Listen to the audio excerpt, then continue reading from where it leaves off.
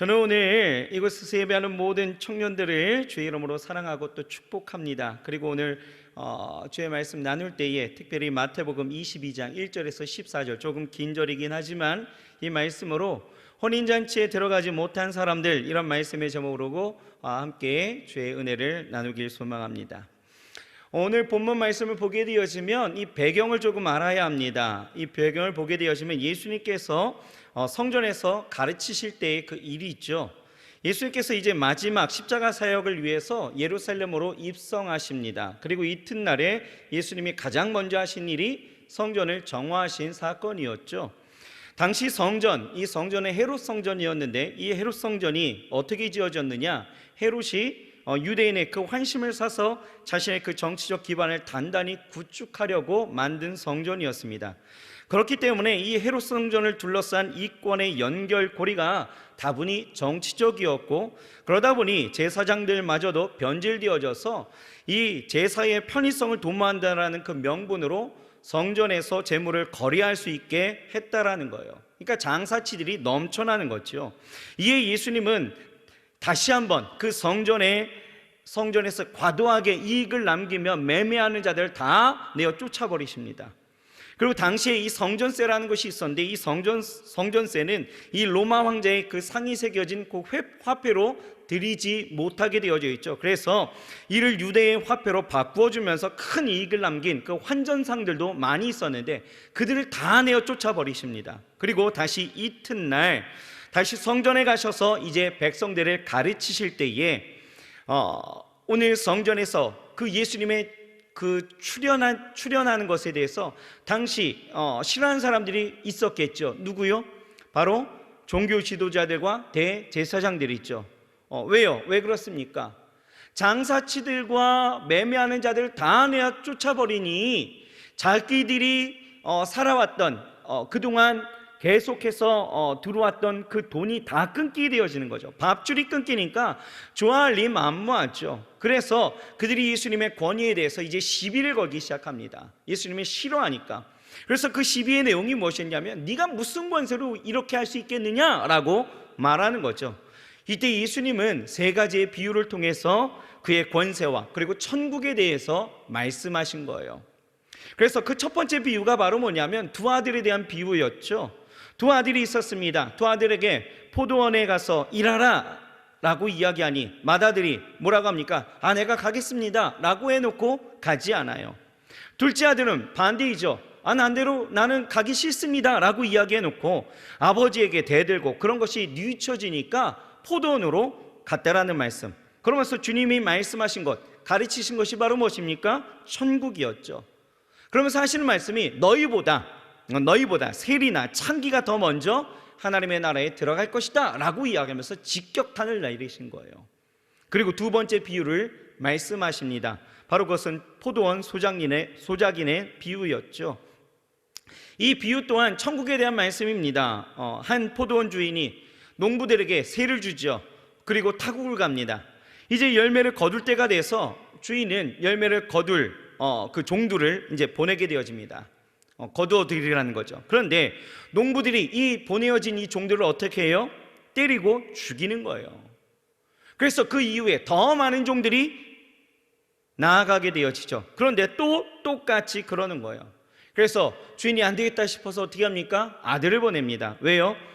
주인의 아들이기에 저들의 태도가 다를 거다라고 기대했던 거죠. 그런데 농부들이 어떻게 합니까?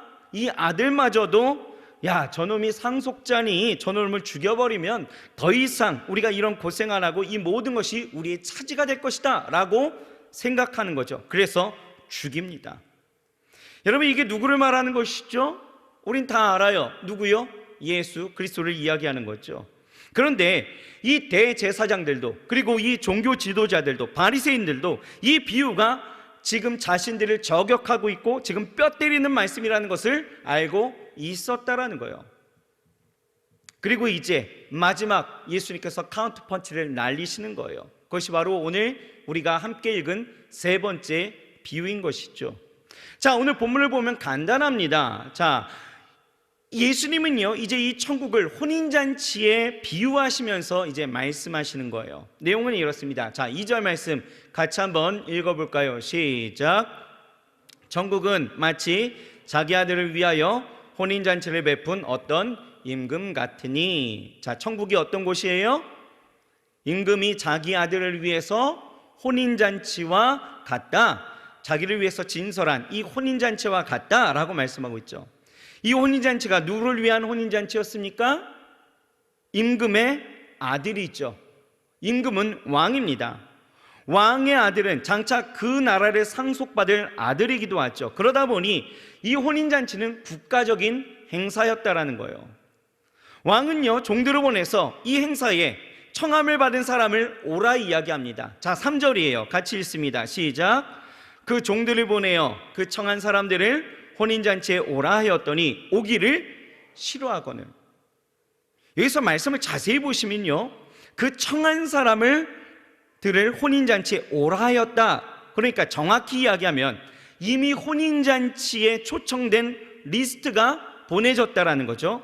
그리고 종들을 보내서 이제 이 혼인잔치가 다 준비되었으니 오라고 이제 두 번째 초청한 거예요. 이렇게 예수님 당시 유대 사회는요, 어떤 잔치가 배설되어지게 되어질 때에 초대가 두 번 일어나는 거죠. 그런 절차로 청함을 보내었습니다. 그러니 여러분 생각해 보세요. 한 나라의 왕의 아들이 결혼하는 이 국가적인 행사에 거기에 참석할 명단에 리스트업 되었다라는 것은 굉장한 영광입니다. 그렇죠? 왕의 아들의 이 국가적인 행사 가운데 내 이름이 거기에 리스트업 되어져 있다, 이건 굉장한 영광이에요. 그렇죠? 그런데 오늘 성경 말씀을 봤더니 아주 뜻밖의 반응이 일어납니다. 뭐래요? 초청된 그 사람들이 어때요? 안 간대요. 안 간대요. 거절합니다. 오기 싫어했다라는 거예요. 그래서 왕은 황당했지만 마음을 추스르고 다시 종들을 보냅니다. 4절에서 6절 같이 한번 읽어볼까요? 자, 시작. 다시 다른 종들을 보내어 가로되 청한 사람들에게 이르기를 내가 오찬을 준비하되 나의 소와 살찐 짐승을 잡고 모든 것을 갖추었으니 혼인잔치에 오소서 하라 하였더니 저희가 돌아보지도 않고 하나는 밭으로 하나는 자기 상업차로 가고 그 남은 종들을 잡아 능욕하고 죽이니. 지금 황당한 일이 일어납니다. 감히 임금의 그 초청인 것을 알면서도 거절한 이 상황은 전혀 이해할 수 없고 이제는 이해하고 싶은 마음도 없는 거죠. 왜요? 이것은 모욕입니다. 초청을 보냈는데 그 초청을 거절했다라는 것은, 그것도 왕의 초청에 거절했다라는 것은 모욕이에요. 배반이죠. 이것은 임금의 통치를 더 이상 받지 않겠다라는 선전포고인 것입니다. 그래서 참을 대로 참고 인내를 베푼 이 임금이 어떻게 해요? 군대를 보내고 그 동네를 불살라 종들을 죽인 자들을 다 진멸해버립니다. 그렇다면 이 잔치는 이제 이렇게 허무하게 끝났을까? 아니죠. 임금이 어떻게 해요? 아들의 혼인잔치를 위해서 다시 종들을 보내서 거리에서 동네에서 만나는 사람마다 다 오라고 초청합니다. 이 사람들이 이 혼인잔치의 자리에 다 앉게 되어지죠. 문제는 임금이 이제 이 예식을 시작하려 하는 이 기쁨과 흥겨움이 넘쳐나는 이 잔치 자리에 가보니 한 사람이 눈에 유독 들어오는 거예요. 그 사람이 누굴까? 오늘 성경 말씀을 봤더니 예복을 입지 않은 사람이었다라고 이야기합니다. 당시 유대 잔치에서는요, 주인이 준비한 그 예복을 입는 것이 상례예요. 그런데 이 사람은요, 예복을 입지 않고 있다가 결국은 어떻게 합니까? 수족을 배로 동인 채로 쫓겨났다라는 것입니다. 이것이 오늘 우리가 읽었던 본문의 내용이에요.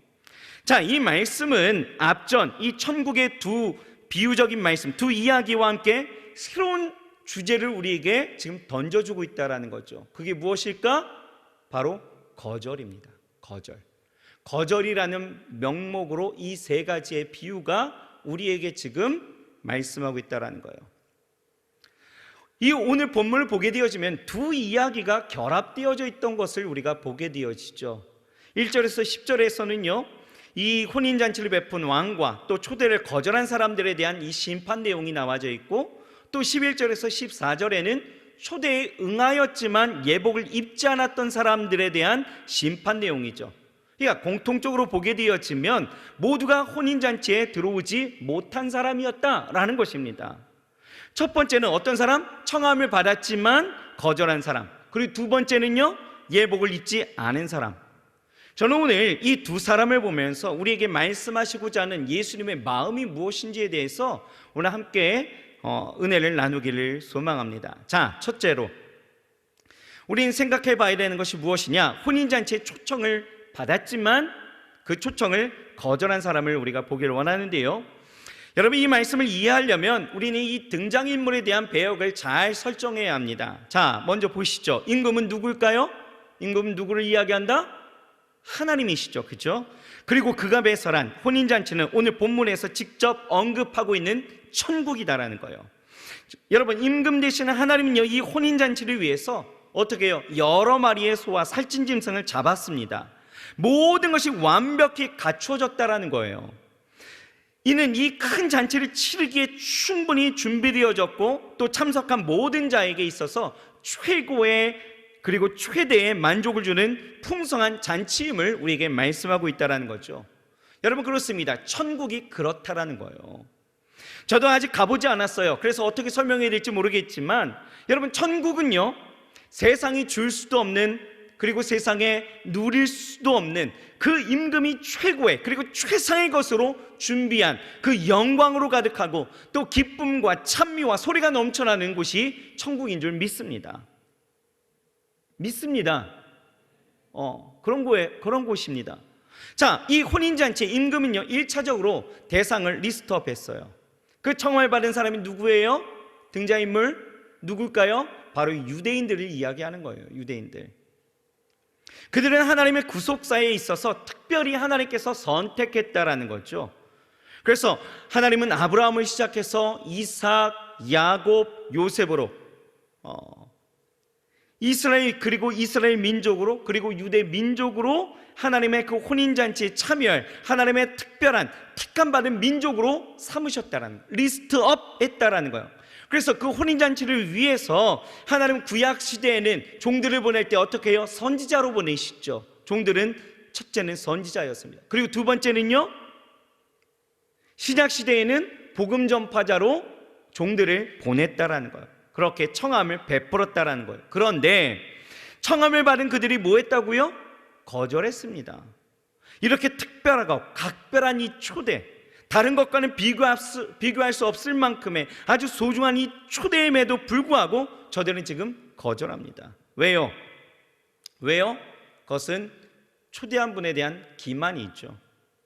그리고 혼인잔치의 진정한 의미와 그 가치를 모른다라는 거예요. 천국이 무엇인지, 천국이 어떤 곳인지, 그 혼인잔치가 낸 그 의미가 무엇인지 몰랐다라는 거예요. 여러분, 당시 유대 사회에 있어서 이 결혼의 풍습은요, 지금 우리나라와 굉장히 다른 점이 있습니다. 제가 우리 교회에 와서 주례만 10번을 했는데요, 주례하러 이 결혼식장에 늦지 않게 도착하고 결혼식장 이 도우미들의 그 안내를 받을 때에 꼭 듣는 이야기가 있어요. 10번이면 10번 다 들었습니다. 뭐라고 이야기합니까? 목사님, 주례를 짧게 해주세요. 그런데요, 이 말은요, 도우미만 하는 게 아니에요. 신랑 신부들도 가끔 주례를 부탁하면서 이런 말을 하는데, 속으로 저는 이렇게 이야기하죠. 아니, 그렇게 속전속결로 할 것 같으면 뭐 하려고 주례를 부탁해? 요즘 결혼식을 보면 자기들끼리 뭐 합니까? 편지 형식으로 뭐 낭독도 하고 뭐 스몰 웨딩이다 뭐 이렇게 하면서 끝내고 그러잖아요. 간단하게 치르지 않습니까? 근데 주례사를 여러분 부탁한다라는 것은 부부로서 이제 출발할 때에 평생 부부로 살면서 간직하고 명심해야 될 그 하나님의 말씀을 듣고 마음에 새기는 아주 중요한 의미가 있는 것인데, 짧게 해달라는 것은 무슨 의미인지 전 모르겠습니다. 아무튼 도우미가 그렇게 요구하는 거죠. 목사님, 짧게 해주세요. 그리고 제가 기분이 나빠하고, 왜요? 그랬어요. 왜요? 그랬더니 하는 이야기가, 그게요, 예식이 1시간 간격으로 있어서 이게 빨리빨리 진행되어 줘야 돼요. 그러는 거예요.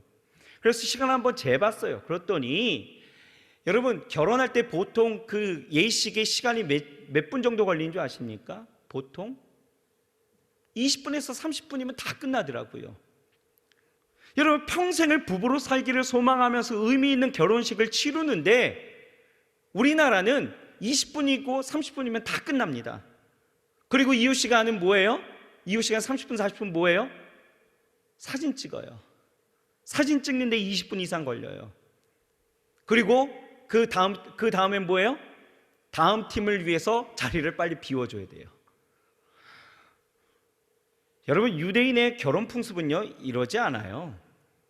제가 우리나라 결혼식을 참석하면서 항상 나오면서 이게 뭔가 싶은 마음이 항상 있게 되어지는데, 유대인의 결혼 풍습은 이렇지 않습니다.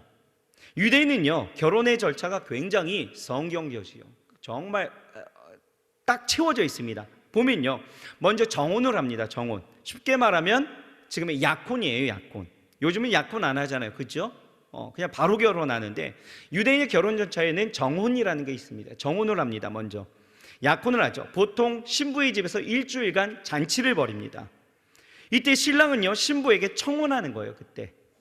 그리고 혼인의 그 언약이 성사되어지면 신랑은 신부에게 데려올 것을 약속하고 서로가 언약의 포도주를 나누어 마십니다. 그걸로써 이제 언약이 체결되어진 거예요. 그렇게 언약이 성사되어지면 신랑은 다시 집으로 가는 거예요. 신부를 두고. 그리고 신부는 떠나는 그 신랑이 준 그 언약의 선물을 보면서 신랑이 돌아오는 그 날까지 순결을 지키면서 신랑은 또 집으로 가서 어떻게 해요? 신부와 살 집을 마련하고 아버지의 결정을 이제 기다리는 거예요. 그 기한은 자기가 정하는 것이 아닙니다. 아버지가 가라 할 때까지 기다리게 되었죠. 그것이 보통 1년에서 2년이라는 거예요. 그렇게 신부는 언제든 신랑이 오면은 떠날 만반의 준비를 하게 되어지죠. 이렇게 정혼의 기간이 이제 지나서 혼인 준비가 다 끝나게 되어지면 신랑 아버지는요, 신랑을 이제 보내는 거죠. 그리고 신부는 신랑을 맞이하고, 그렇게 신부는 신랑과 함께 떠나서 이제 신랑이 준비한 그 혼인의 그 잔치자리에서 이제 예식을 치르는 거예요. 그렇게 결혼식은 며칠을? 일주일을 치르게 되어집니다. 7일간 초청된 그 하객들과 함께 축하연을 하게 되어지는 거예요. 그리고 7일이 지난 다음에 이 신랑과 신부는 이제 신방에서 7일을 보내는 거예요. 지금으로 말하면 신혼여행 가는 거죠. 그렇게 되는 거예요. 여러분, 이 모습이 상상이 되어지십니까? 7일간 펼쳐지는 이 축하연이 얼마나 성대했을까? 얼마나 여러분 축복된 자리였을까요? 한 주간 이 부부를 축복하고 축하하면서 함께 배불리 먹고 준비된 음식을 즐기고 함께 나누면서 노래도 부르고 모든 것에 부족함이 없이 치러진다는 것은 굉장한 일이에요. 그런데 이 잔치 자리에 지금 그냥 옆집 아저씨가 초청한 것이 아니죠. 임금이 초청한 거예요. 임금은 이 아들을 위한 이 축복된 예식을 위해서 만반의 준비를 다 했습니다. 그런데 청함을 받은 사람들은 돌아보지도 않고 거절했다라는 것이에요. 여러분, 충격적인 것은요, 이 청함을 받은 사람들이 거절한 이유입니다. 자, 5절 말씀 다시 한 번만 볼까요? 5절 시작. 저희가 돌아보지도 않고 하나는 밭으로, 하나는 자기 상업차로 가고. 뭐라고 말씀하고 있어요? 저희가 돌아보지도 않았대요. 돌아보지도 않았다. 이건 뭐냐? 무시했다라는 거죠. 먼지를 털듯이 그냥 무시해버렸다라는 거예요. 여러분, 창세기 19장을 보게 되어지면 롯이 사위들에게 이제 불심판이 있을 거니 이제 가자, 나가자 라고 이야기했을 때, 불심판이 예언하게 되어졌을 때 사위들이 어떻게 했어요? 성경에 보면 이 장인의 말을 농담으로 여겼다라고 이야기하는 거예요. 여기서 농담으로 여겼다라는 것은 먼지를 털어내다 이런 뜻이에요. 그냥 툴툴 털어낸 거죠. 그런데 무시했다라는 것은, 돌아보지 않았다라는 것은 농담보다도 더한 거예요. 더한 거. 그들의 관심은 오로지 어디에 있었습니까? 자기 밭, 자기의 그 상업, 자기가 해야 되는 일, 이런 것에 관심이 있었다라는 거예요. 다시 말해서 자기 자신의 어떤 소유, 자기들의 그 현실 문제에 집착하여 그들은 나아갔다라는 거죠. 오늘 본문의 유사 구절인 누가복음 14장 18절에서 20절에 보면 이렇게 또한 나와 있어요. 같이 한번 읽어봅시다. 다 일치하게 사양하여 하나는 가로되 나는 밭을 샀음에 불갑을 나가 보아야 하겠으니 청컨대 나를 용서하도록 하라 하고, 또 하나는 가로되 나는 소 5겨리를 샀음에 시험하러 가야 하니 청컨대 나를 용서하도록 하라 하고, 또 하나는 가로되 나는 장가 들었으니 그러므로 가지 못하겠노라 하고, 밭도 사고 장가도 가야 되고 모두 해야 되고. 그런데요, 제가 더 충격받았던 것은 뭐냐면요, 6절입니다. 6절 뭐라고 나와 있냐면 이렇게 이야기해요. 그 남은 자들은 뭐라고요? 종들을 잡아 능욕하고 죽이니 라고 이야기해요. 남은 자들이 종들을 능욕하고 죽였다라는 거예요. 여러분 생각해 보세요. 누군가 나라와 나라 간에 사신을 보냈는데 그 보낸 사신을 능욕하고 죽였다라고 생각해 보십시다. 이건 뭡니까? 전쟁을 선포하는 거죠. 전쟁하자라는 거예요. 누구를 향해서? 나라의 임금을 향해서. 그러니까 이건 모반이고 반역인 거죠. 그런데요, 여기에서 여러분 좀 더 충격적인 사실은 뭔지 아십니까? 지금 이 사람들이 혼인잔치를 거절한 이유가 우리 안에도 핑계와 변명으로 지금 우리도 그것을 똑같이 하고 있다라는 현실이에요. 보세요, 우리도 그렇습니다. 우리가 오해하는 것이, 목사님, 이 해석은 유대인과 아직 구원받지 못한 세상 사람들이 거부하는 모습 아니겠습니까? 라고 말할 수도 있겠지만, 여러분 오해하면 안 되는 것이요, 구원이라는 것은 절대 완성형이 아니다라는 거예요. 그러니까 내가 하나님의 은혜로 구원받았다라는 것은 사실이겠지만 그건 자격이 주어진 거지 완성은 아니다라는 것입니다. 이것이 완성형이 되어졌다라면 우리는 회개할 이유가 없는 거예요. 그런데 성경은 우리에게 계속적인 회개를 촉구합니다. 왜요? 구원은 완성된 것이 아니다라는 거죠. 무슨 말이냐면 우리에게 하나님이 구원을 주셨지만 우리는 죄 가운데 여전히 죄를 짓고 살기 때문에 그 구원을 날마다 이루며 살아가야 한다라는 거예요. 진행형이라는 거죠. 그러니 우리에게도요, 왕 대신 이 하나님이 혼인잔치에 그 구원을 위해서 우리를 초청하고 있다라는 거예요. 그 혼인잔치가 어디입니까? 바로 이 자리, 이 예배의 자리라는 거예요. 하나님은 우리를 이 예배 자리로 초청하고 이 자리에서 하나님이 친히 배설하신 이 말씀과 찬양과 기도와 그 안에 있는 감격과 결단, 그리고 그 안에 누리는 이 죄사함의 기쁨, 응답의 은혜, 평안과 기대 등을 통해서 우리를 구원의 그 은혜로 우리가 누리길 원하신다라는 거죠. 이 혼인잔치 가운데에서 우리가 나아가길 원하신다라는 거예요. 그런데 우리는 이런 초청에 어떻게 합니까? 우리도 거절하고 있다는 거예요. 목사님 저 거절 안 하는데. 아니요, 여러분들 지금 거절하고 있습니다. 목사님 다음에 갈게요. 지금 제가 얼마나 바쁘게 사는지 아시죠? 꼭 오늘이어야 합니까? 지금 해야 할 일이 산더미 같아갖고요, 오늘은 못 갈 것 같아요. 돈도 벌어야 되고요, 성공도 해야 되고요, 연애도 해야 되고요, 산과 바다로 지금 단풍 여행도 가야 되고요, 이제 코로나가 어느 정도 풀렸으니까요, 그동안 못했던 거 즐겨야 되지 않겠습니까? 지금 바빠요. 그러면서 그 보내신 종을 죽이는 모습들, 거절하는 모습들이 우리 가운데도 분명히 있다라는 거예요. 그런데요, 여러분, 그 결과를 한번 봅시다. 우리가 거절하는 이 모습들이 그냥 단 1년 52주 중에 그냥 한 주라고 생각하는 그런 안이함이 있겠지만, 또는 내 삶의 어떤 그 현실에 집착되어진 그런 나의 잠깐의 모습이라 여러분 그렇게 바라보시겠지만, 여러분 그 결과를 보면 이것이 굉장히 위험하다라는 것을 우리는 느끼게 되어지는 것입니다. 자, 그 결과 7절입니다. 같이 한번 읽어볼까요? 시작. 임금이 노하여 군대를 보내어 그 살인한 자를 진멸하고 그 동네를 불사르고, 임금의 초대에 몰상식의 반응을 보이고 심지어는 반역과 모방과 같은 그 전쟁을 선포하던 이 사람들을 임금은요 이제는 그 인내를 멈추어 버렸다라는 거죠. 그리고 진멸하고 심판을 내렸다라는 거죠. 여러분, 이 시간 나는 어떤 모습인가 한번 생각해 봤으면 좋겠습니다. 그냥 이것이 그냥 유대인들을 향한, 그냥 세상 사람들을 향한 말씀인가? 아니에요. 지금도 내가 알게 모르게 나도 거절하고 있는 나에게 주신 하나님의 말씀인 줄 우리는 깨달아야 될 줄 믿습니다. 하나님의 그 초청에 내가 거절하는 그 이유, 나는 이유라고 표현하겠지만 하나님 편에서는 핑계와 변명의 소리로 들리는 그것이 무엇인지 우리가 생각해 보면서, 여러분 정말 이 혼인잔치에 우리가 초청을 받았다라면 우리가 온전히 그 혼인잔치의 그 기쁨과 즐거움을 마음껏 누릴 수 있는 그 은혜가 우리 가운데 있어야 될 줄 믿습니다. 그래서 이 자리에서는요 정말 혼인잔치가 일어나는 것처럼 정말 구원의 감격과 기쁨이 찬송의 소리로, 그리고 기도의 소리로, 우리가 함께 말씀을 나누는 그 은혜로, 그리고 그 말씀 가운데서 주시는 그 평안과 하나님이 주시는 그 생명력으로 이 자리에서 우리가 꽃피어 나아갈 수 있어야 된다는 거예요. 그게 하나님이 배설하신 이 잔치자리다라는 것이죠.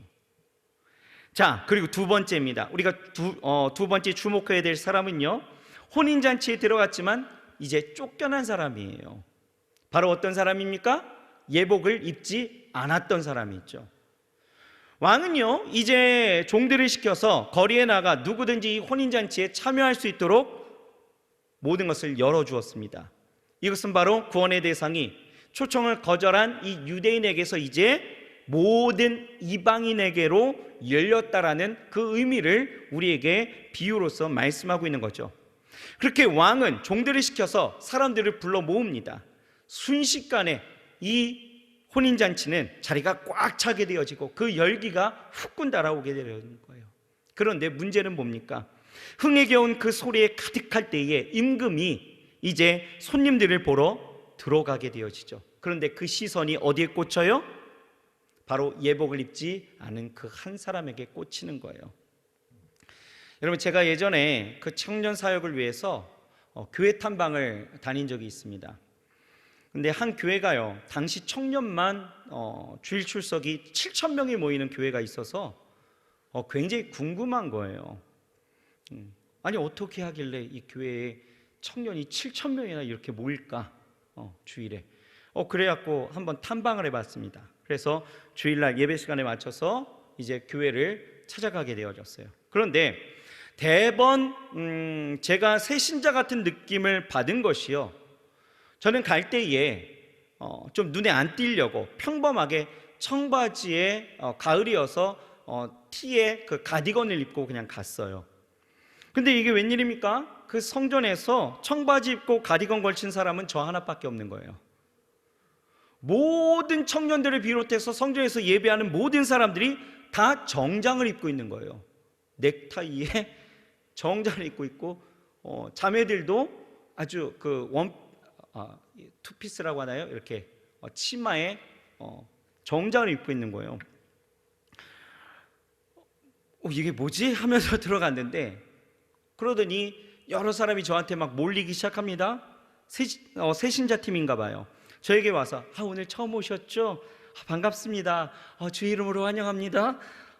저희 교회를 조금 소개하고 싶은데 시간이 되실까요? 막 이러는 거예요. 그러면서 여러 사람이 말을 걸어오는데, 그래서 이게 웬일인가 싶어서 예배 후에 알아봤더니 그 교회 담임 목사님의 그 방침이 그런 거예요.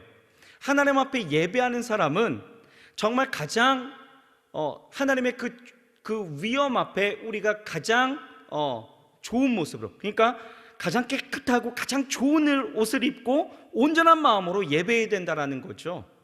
그래서 주일에는 모든 청년들이 다 정장을 입는 거예요. 근데 저는 안 뛰려고 청바지를 입고 간 거죠. 그러니까 누가 봐도 저는 새신자인 거죠. 그러니 설교하시던 목사님이 저만 보시더라고요. 이렇게 새신자인갑다 생각하신 거겠죠. 그래서 저만 보면서 설교를 하시길래 굉장히 부담이 됐는데, 아마 이런 것 같아요. 당시에 잔치를 주최하는 그 주인이 초대되어져 온 사람들이 입을 예복을 다 준비해서 그것을 입고 잔치에 참여할 수 있게 하는 것이 보통이었어요. 그런데 이 사람은 웬일인지 초대되었지만 이 의복을 입지 않았다라는 거예요. 그냥 보통 날 입었던 그 편안한 옷 그 자체를 갖고 그냥 입고 있었다라는 거예요. 안 갈아입었습니다. 분명 기회가 있었을 거예요. 제공도 했을 것이죠. 하지만 본인이 안 갈아입었습니다. 왜요? 11절에서 12절 말씀을 같이 한번 봅시다. 11절에서 12절 시작. 임금이 손을 보러 들어올세 거기서 예복을 입지 않는 한 사람을 보고 가로되 친구여 어찌하여 예복을 입지 않고 여기 들어왔느냐 하니 저가 유구무원이오늘. 임금이 묻습니다. 그런데 이 사람의 반응이 뭐예요? 저가 유구무원이오늘. 아무 말 하지 못했다라는 거예요. 여러분 보세요. 오라에서 왔어요. 편안한 복장이 좋아서 이렇게 있었는데 이게 뭐 별 문제가 되나 싶었겠죠. 그런데 뜻밖의 반응이 일어납니다. 그동안 그렇게 자비롭고 인내하면서 보통 2번의 그 초청을 했던 그 임금, 그런데 그 인내하면서까지 3번을 보냈던 그 임금, 그렇게 다정했던 그런 모습을 보이던 이 임금이 이 사람에 대해서는 어떻습니까? 매우 가혹스러울 정도로 엄중한 그냥 결론을 그 자리에서 내버리는 거예요. 13절이죠. 시작. 임금이 사환들에게 말하되 그 수족을 결박하여 바깥 어두움에 내어 던지라. 거기서 슬피 울며 이를 갈미 있으리라 하니라. 여러분 우리 상식선으로 보게 되어지면 오라에서 왔잖아요. 그렇죠? 오라에서 온 거예요. 원래는 명단에 리스트업 되어지지 않았던 사람이에요. 근데 그냥 오라에서 왔는데 꼭 이렇게까지 해야 될 필요성이 있었을까 생각할 수 있겠지만, 여러분 이 말씀은 비유죠. 그러니까 이 말씀은 종말적 그림을 우리에게 보여주고 있다라는 거예요. 종말을 사는 우리는 이제 더 이상 임금의 인내를 바랄 수가 없는 시기에 지금 살고 있다라는 거예요. 그러면서 결론을 내시던 그 말씀이 14절이 있죠. 뭐예요? 청함을 받은 자는 많되 택함을 입은 자는 적으니라. 여러분 보세요. 우리는 이 말씀을 집중해야 합니다. 청함을 받은 자는 많았어요. 먼저 청함을 그 리스트업 된 자들 많이 있었죠. 근데 거절한 자들도 있었고 보낸 종들을 죽인 자들도 있었고, 그래서 거리에서 악한 자도 선한 자도 다 막론하고 다 불러 모아서 그 자리에 참석한 자들도 있습니다. 그런데 중요한 것은 초대를 받았고 그 혼인잔치에 있다 해서 곧 구원이 아니다라는 거예요. 혼인잔치 자리에 있지만 예복을 입지 않는다라면 언제든지 내쫓길 수가 있다라는 것에 우리는 주목할 수 있어야 합니다. 그렇다면 여러분 이 예복이 주는 의미가 무엇일까? 예복이 도대체 무엇이길래? 여러분 드레스 코드라는 말 들어보셨나요? 드레스 코드 들어보셨죠? 사전적 의미를 찾아봤더니 이렇게 나와 있습니다. 시간, 장소, 상황에 어울리도록 옷의 스타일, 격식, 모양, 색상 따위를 정해놓은 옷차림, 이렇게 나와 있더라고요. 그러니까 특별히 말하지 않아도 통용되는 그 옷차림을 이야기하는 거죠. 그러니까 뭐 예를 들면 이런 겁니다. 장례식장을 가게 되어지면 보통 우리는 어떤 옷을 입어요? 검은 옷을 입죠. 무채색의 검은 옷을 입게 되어집니다. 왜 그렇게 검은 옷을 입어야 합니까? 뭐 누가 그렇게 하자라고 정한 것인지 우리는 확인할 수 없겠지만 우리는 그것을 그냥 당연히 여깁니다. 그렇죠? 그리고 지금도 그렇게 살아가는 거예요. 뭐 꼭 장례식뿐만 아니겠죠. 우리가 사회를 살아감에 있어서도 어떤 룩이라고 이야기하는 말을 우리는 참 많이 사용하는 거예요. 그렇죠? 그래서 여름철 휴가철에는 어떤 룩? 바캉스 룩, 그죠? 바캉스 룩. 직장 생활하는 사람은 직장 룩이 뭐예요? 오피스 룩. 오피스 룩. 직장 룩도 좋아요. 괜찮아요. 뭐 직장 룩 뭐 좋아요. 오피스 룩, 그죠? 오피스 룩도 있고, 또 심지어는 20살이 돼서 대학에 가면 새내기 룩, 그죠? 뭐 이런 거 있습니다. 뭐 누가 정했는지 왜 그런지 다 알 수 없지만 우리는 분명히 사회 가운데서 사회에서 규정된 옷차림에 영향을 받고 살아가는 것은 당연하다라는 거죠. 뭐 결혼식도 그렇잖아요. 하객 룩이 있잖아요. 그렇죠? 그래서 결혼 전부터 가족들은 우리가 한복을 입을지 아니면은 원피스를 입을지 고민하는 거예요. 그렇죠? 또 뭐 신부들이 친구들도 그렇죠. 신부를 위해서는 가급적 어떻게 합니까? 하얀색 원피스는 피하게 되어지죠. 그러면서 신부를 더 돋보이게 할 수 있는 그런 옷을 입는 것이 상례입니다. 그런데 잘 생각해 보면 이 가운데 절대적인 기준은 사실 없어요. 그렇잖아요. 신부의 그 친구가 하얀색 원피스를 입고 왔다라고 해서 결혼식장에서 쫓겨납니까? 안 쫓겨나요. 그렇죠? 장례식에 뭐 파란색 빨간색 옷을 입고 왔다라고 해서 쫓겨납니까? 그것도 아니다라는 거죠. 그런데 오늘 성경을 보면 단지 이 사람은요 그 예복을 안 입었을 뿐인데 그 이유만으로 쫓겨남을 당했다라는 거예요. 무슨 얘기입니까? 예복은 이 왕에게 있어서, 초청을 한 이 사람에게 있어서 절대적인 기준이다라는 거예요. 혼인잔치에 참여하는, 그리고 구원받은 자의 절대적인 그 기준은 어디에 있느냐? 예복을 입었느냐 예복을 입지 않았느냐가 기준이다라는 거예요. 그렇다면 이 예복이 대체 무엇이기에 이 예복을 입지 않은 자는 아무 말도 하지 못한 채 이 혼인잔치 자리에서 쫓겨남을 당해야 됐을까? 옷이 주는 의미가 바로 무엇일까? 여러분, 이 옷에 대한 의미가 성경에서 굉장히 중요합니다. 자, 세 구절만 볼 거예요. 자, 갈라디아서 3장 27절입니다. 같이 한번 읽어볼까요? 시작. 누구든지 그리스도와 합하여 세례를 받은 자는 그리스도로 옷 입었느니라. 자, 이거 띄워놓으세요. 그냥 누구든지 그리스도와 합하기 위해서 세례를 받은 자, 침례받은 자, 뭡니까? 그리스도로, 예수 그리스도로 죽었고 다시 부활의 생명의 약속을 믿고 나아간 자는 어떻게 해요? 그리스도로 옷을 입었다라는 거예요. 그리스도의 옷을 입은 것이 아니라 그리스도를 입었다라는 거예요. 그리스도를 입었다라는 거예요. 한 걸음 더 나아가서요, 그리스도를 옷 입는 것은 바로 무엇이냐? 골로새서 3장 5절에서 10절이에요. 같이 한번 읽어볼까요? 그러므로 땅에 있는 지체를 죽이라. 곧 음란과 부정과 사욕과 악한 정욕과 탐심이니 탐심은 우상 숭배니라. 이것들을 인하여 하나님의 진노가 있대요. 진노가 있대요. 음란, 부정, 사욕, 악한 그 의도가 숨겨져 있는 그 정욕까지, 그리고 탐심, 이 모든 것이 다 하나님의 진노가 있다라는 거예요. 그러면서 뭐라고 얘기하냐? 너희도 전에 그 가운데 살 때에는 그 가운데 행하였으나 이제는 너희가 이 모든 것을 어떻게 해요? 벗어야 된대요. 벗어버려라. 그러면서 또 뭐라고 얘기합니까? 분과, 그게 분내는 거, 여러분들 확 분내는 거 하면 안 돼요. 악의와 또 회방과 남의 입에 부끄러운 말이라. 여러분, 욕하면 안 되는 거예요. 남의 뒷담화하지 마세요. 여러분, 이러한 부끄러운 말이라. 너희가 서로 거짓말을 말라. 거짓말 너무 많이 했죠. 이 옛사람과 그 행위를 어떻게 해요? 벗어버리라는 거예요. 벗어버리라.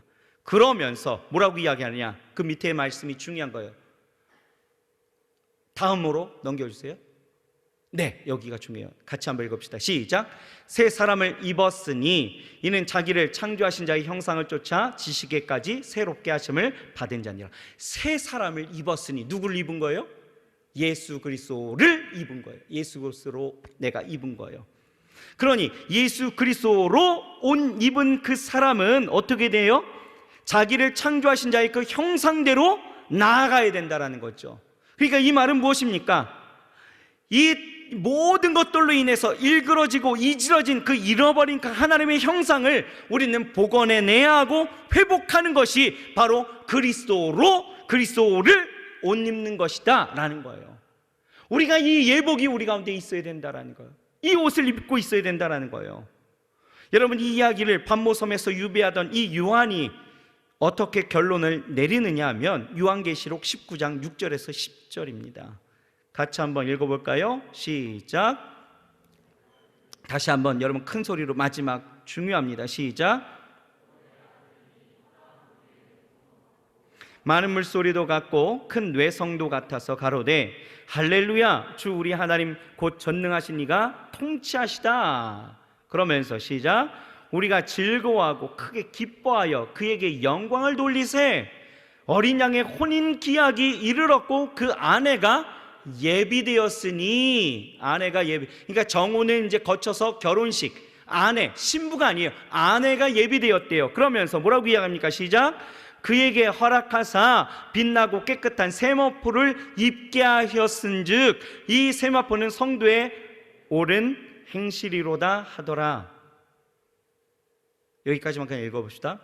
여러분, 종말을 살아가는 우리에게 지금 용기와 확신과 위로를 주시는 하나님의 계시의 말씀인데, 우리가 이 어린 양의 혼인잔치의 청함을 받았을 때 입을 옷이 바로 어떤 옷?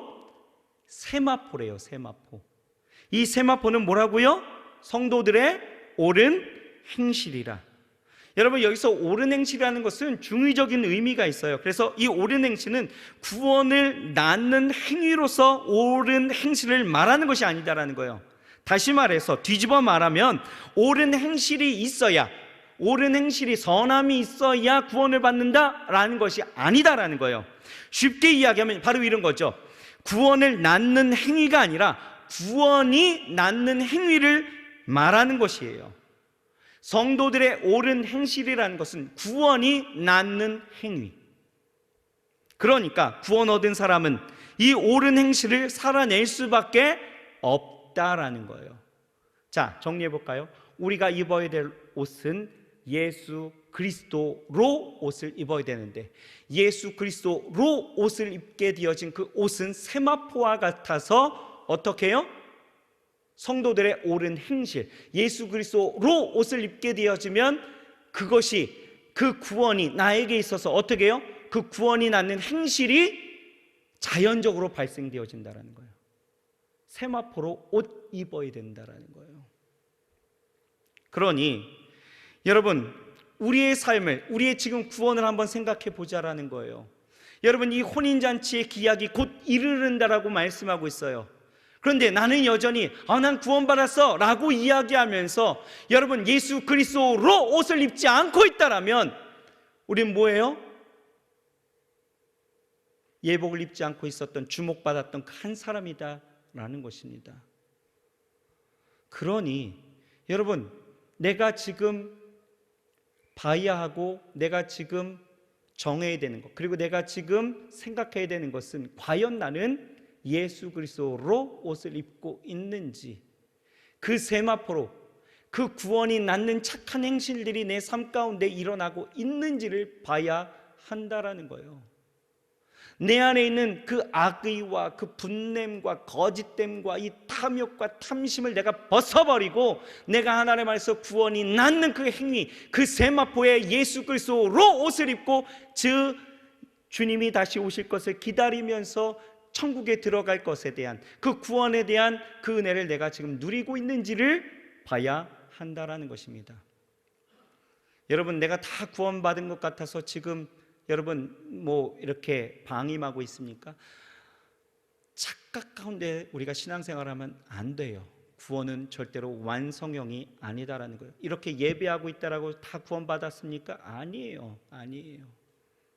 이 자리 가운데서도 내가 예수 그리스도로 옷을 입고 있는지, 내가 예복을 지금 입고 있는지를 우리는 반드시 분별하고 내 신앙, 내 이 혼인잔치 가운데 내가 청함을 받고 나아간 자들에 대한 그 반응들을 우리는 새롭게 할 수 있어야 된다라는 것입니다. 다시 한번 말씀드립니다. 구원은 완성형이 아니에요. 진행형입니다. 주님 오시는 그날까지 죄 가운데 살아가는 우리는 이 세상 가운데에서 이 구원을 날마다 이루면서 예복을 입고 있어야 된다라는 거예요. 좌우 옆 사람에게 인사해 볼까요? 예복을 입고 있으십니까? 라고 인사하겠습니다. 정확한 대답이 여러분들에게 있기를 소망합니다. 그리고 앞으로의 그 신앙생활 가운데에서 정말 예복 입고 그 청함에 거절하지 아니하고 하나님의 구원에 우리가 함께 Let us run, 같이 달려나아갈 수 있는, 주님 오시는 그날까지 우리 청년들이, 우리 성도님들이 함께 그 나라에 들어가기를 소망합니다. 제가 저희 에노기하고 에스더한테 그런 말을 했어요. 아빠는 절대로 너희가 공부를 잘하고 못하고가 중요하지 않다. 아빠가 생각하는 너희들에게 있어서의 바라는 것은 딱 하나다. 예수 잘 믿어라. 나는 내가 죽어서 천국에 가게 되어지면 난 너희들을 보고 싶다. 그런데 내가 이 땅 가운데서 너희들을 교육을 잘못 시켜왔고 너희들을 양육을 잘못해서 너희들이 천국에 없다라면 그것만큼 가슴 아픈 일이 어디 있겠니? 그러니 공부를 못해도 뭘 못해도 전혀 상관없다. 우리 지금 애들 다 와 있어요. 상관없다. 그건 여전히 지금도 유효합니다. 상관없다. 예수만 잘 믿어라. 예수 잘 믿고 너희의 비전 가운데 살아라. 이게 저의 교육 방침입니다. 여러분, 대학 청년 대교구 안에 있는 우리 청년들을 향해서도 전 똑같은 마음 갖고 싶습니다. 여러분 정말 예수 잘 믿으십시오. 이 마지막 때에 주님 오실 날, 정말 가까운 이 날에, 이 혼인잔치의 기약이 다가온 이 때에 여러분 예복 입고 계시길 주의 이름으로 축원합니다. 여러분 거절하지 마시고 하나님 안에서 진짜 중요한 것이 무엇인지, 현실을 바라보면서 여러분 거절하실 것인지, 아니면 정말 그 청함 가운데서 혼인잔치에 예복 입고 여러분 등장하실지, 그것의 선택은 제가 아니라 여러분입니다. 각자의 선택 속에 하나님의 은혜가, 그 구원의 축복하심이, 그리고 예배자리 가운데서 하나님의 영광이 가득하시길 주의 이름으로 축원합니다. 기도하겠습니다. 하나님 감사합니다. 주 오시는 그날까지 경주하며 나아가는 우리 모두가 함께 손잡고 나아가기를 소망합니다. 그 구원을 이루길 원합니다. 하나님 예수 그리스도로 옷을 입고 세마포로 성도의 옳은 행실을 따라 살아가기를 소망합니다.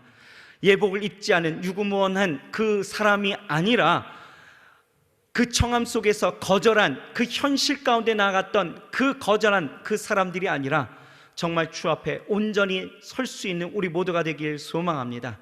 우리 사랑하는 청년들, 성도님들, 정말 천국을 바라보며 우리가 정말 매일의 그 삶 가운데서 예수님의 그 혼인잔치와 예수님이 허락하신, 하나님이 허락하신 그 놀라우신 그 구원의 그 은혜를 마음껏 누리고 정말 그것을 통하여 살아갈 수 있도록, 구원이 낳는 그 행위로 우리의 삶을 더욱더 복되게 만들 수 있도록 주께서 역사하여 주옵소서.